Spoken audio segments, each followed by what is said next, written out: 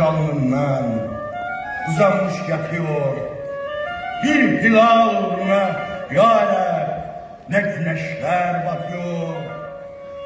Ey bu torpaklar için torpağa düşmüş esker, göçten ezdad inerek öpse o pak alnı değer.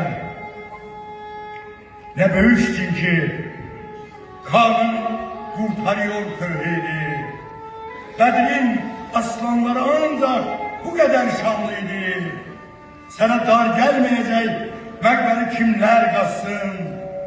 Gömelim gel seni tarihe desem sırmazsın. Ey şehit oğlu şehit, isteme benden mekber.